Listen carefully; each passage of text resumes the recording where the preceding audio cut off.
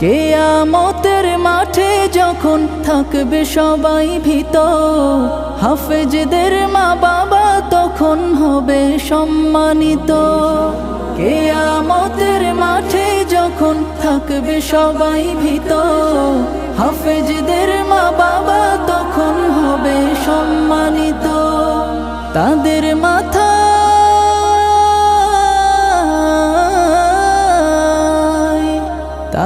মাথায় নূরের মুকুট দিবেন রহমান, যাদের বুকের মানিক হলো হাফেজে কুরআন, হাফেজে কুরআন, হাফেজে কুরআন।